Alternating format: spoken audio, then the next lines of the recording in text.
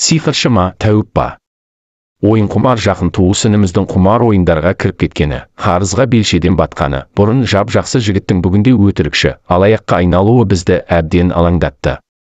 Ең жақын туысымыз болған соң, бізде тек сырттай алаңдап қана қоймай, талай рет бұл әдетіңді қой дегенбіз. Бірақ тыңдайтын ол ма? Күні кеше үйленген келіншегі де мұның осы әрекетін білген соң ажырасып тынды. Бір жақсысы ортада бала болмай тұрып, ажырасқаны да дұрыс болар бәлкім. Оның тек жалғыз анасынан басқа үйінде ешкімде жоқ болатын. Себебі бұл ініміз Медет, ағамыздан қалған жалғыз тұяқ еді. Медет мектеп қабырғасында жүргенде әкесінің созылмалы ауруы асқынып, қайтыс болып, ол әкесіз тек анасы екеуі, ел қатарлы ғұмыр кешіп жатты. Мектепте өте жақсы оқыған ол, тіпті сыныптан сыныпқа алдын ала секіріп, яғни 5-ші сыныпта оқып жүрген сәттен бірден 7-ші сыныпқа өтті. Баланың мұндай зейініне қарап, біз туыстары оның болашағынан үлкен үміт күттік. Бірақ амал нешік, ол осы кері жолға түсіп кетті.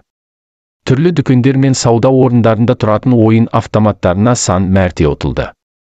Ал кейін ұялы телефон арқылы кіріп, ойнайтын болды. Басында несиесі де жетіп жатыр. Ол аз болғандай қарыз болмаған адамы жоқ.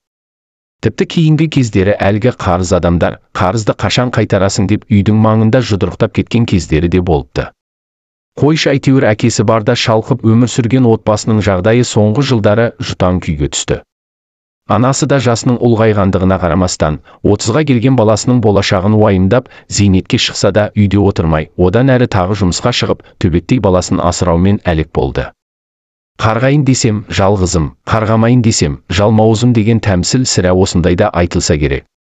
Әңгіменің қысқасы, біз бір күні жақын туыстары болып жиналып, анасымен ақылдасып, әлгі інімізді осыдан 200 шақырым жерде тұратын мықты тәуіпке алып баратын болып шешім қабылдадық. Ал ол кезде әлгі тәуіптің атағы жер жармаса да, облыс көлеміне таралып үлгерген еді. Одан басқа амал қалмады.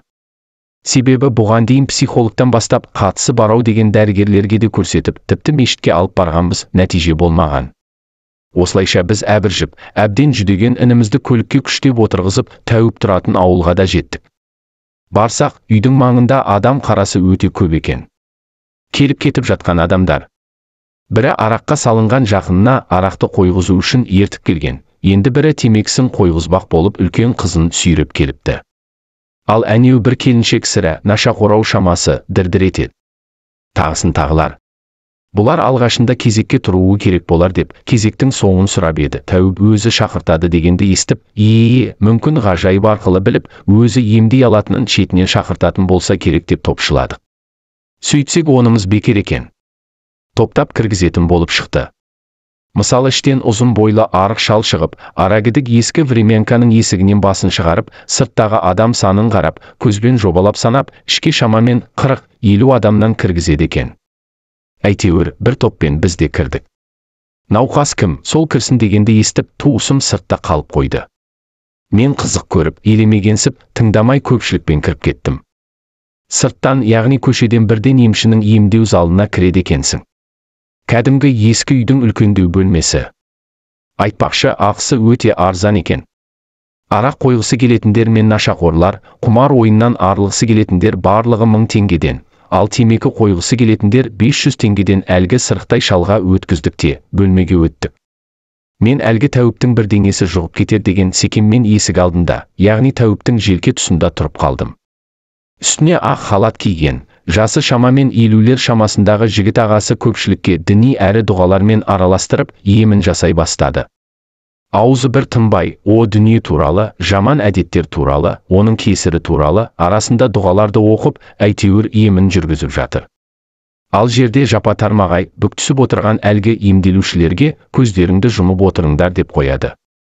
Көзі ашықмен және тәуіп қана. Бір сәтте тәуіп адамдардың арасын аралай бастады. Әркімнің атын сұрап, басын ұстап өтеді. Ал аузы әдеттегіше тынбай, Құдай туралы, дін туралы, 7 қат көк туралы әңгімелерін айтуда. Одан түсінгенім, әлгі тәуіп 7 қат көкке ұшып, жұлдыздарды аралап келіпті. О дүниені көріп, 2 дүние туралы біраз мағлұматтар жинап келген екен. Енді жақында тағы бармақшы. Арасында, Егер сендер жақсы іс-әрекет жасап, жаман әдеттеріңді қойсаңдар, жұмаққа барасыңдар, ал ол жұмақта әр еркек қалаған қор қызына үйленеді деп жатыр. Оны енді естігенмін. Маған қызығы мынау болды.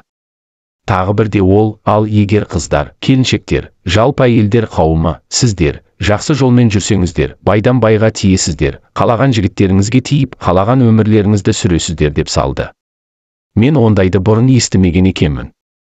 Таңғалдым, ал әлгі сөзді естіген бір егделеу апа кейін келіп, менің жаныма тұрғаны сол еді. Оны естіп, астапыралла деп қалды. Мен мырс еттім де одан әрі тыңдай түстім. Енді бірде тәуіп, адамдардың арасын аралап жүріп, бір егделеу кісінің жанына келіп, есіміңіз кім, аға деді. Ол кісі, есімім Жүсіп деді. Тәуіп дұрыс естімей қалды-ау, шамасы, кім? Кім? деп еді.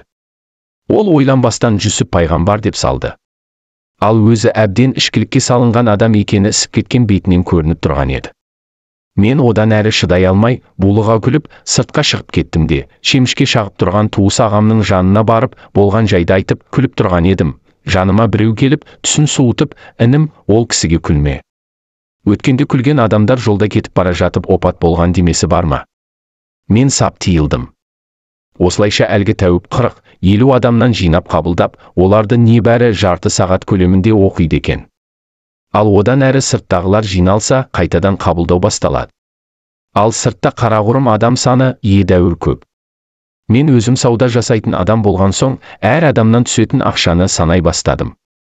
Мысалы, күніне осындай 50 адамдық топтың жоқ дегенде 10 шақтысы кіреді делік. Әр қайсысы орта есеппен 500 немесе 1000 теңгеден тастағанда, құдайым-ау, күніне 40-50 мың теңгеден астам ақша түсіп жатыр ма? деп қоям ішімнен. Айтпақшы, бұдан бөлек арасында күрделі ауруларды басқа бөлмесінде жеке емдейді екен. Ол жақта операция істейді деп естідім. Қандай операция дейсіздер ме? Қазір айтамын. Хош делік, інімізді алып біз қайттық. Ініміз бұрқылдап жүр, сендер қызықсыңдар, мені кімге әкеліп емдетіп жүрсіңдер, шарлатан ғой мынауың деп қояды. Ал біз оған, сен өзіңше, сен одан өткен шарлатансың ғой деп дүрсе қоя береміз. Қысқасы әлгі ініміз әлі күнге құмар ойынын қойған жоқ. Осыдан көп уақыт өтпей бір жездем, асқазанынан жара шығып, мазасы кетіп, әлгі тәуіпке бармай ма? Сөйтсе оған сіздікі күрделірек екен, операция жасаймын депті. Жездем шошып кетсе керек, сонда да ауруы жанына батқасын, ауырмай ма деп сұрапты. Еш ауырмайды деген соң келісіп, үстіндегі киімдерін шешпек болып жатса, әлгі емші, шешпеңіз, жатыңыз мұнда, операцияны киімнің сыртынан жасай берем депті. Жездем, мүмкін биотик арқылы бірдеңе істер деп жата кетіпті. Сөйтсе, құр жалаң қолымен киімінің сыртынан қарның тұсын сипалап, бір мезетте қарның кесіп жатқандай болып, одан әрі қайта жапқандай болып, енді бірде терілерін тігіп жатқандай қимылдап, ақыр соңында, ал операцияңыз сәтті өтті, шыға беріңіз депті. Қуанып кеткен жездеміз үйіне жеткенше асығыпты. Бірақ бір аптадан соң қайтадан жаны көзінің ұшына көрініп, аурудан айыға алмай, дәрігерлерге жүгініпті. Ал енді бұған не деуге болады? Адам ақша үшін сонда осындайға да баратын болғаны ма? Жоқ әлде оған сеніп барған жұрт ақымақ па? Айналайындар-ау, біз өзі қай ғасырда өмір сүріп жатырмыз? Дамып келе жатқанымыз осы ма? Жарайды, 1 жыл, мейлі 2 жылда әлгі тәуіптің алаяқтығын білген жұрт оған бармай қалар. Бірақ оған дейін емші жағдайын жасап алмай ма? Құдай өзі кешірсін. Ал бұл әңгіменің еш қоспасы жоқ, рас әңгіме. Ендеше неге каналын тамашалаушылар, қорытынды сөзді өздеріңізден күтемін. Комментарий қалдырып, лайықты түрде лайк басайық.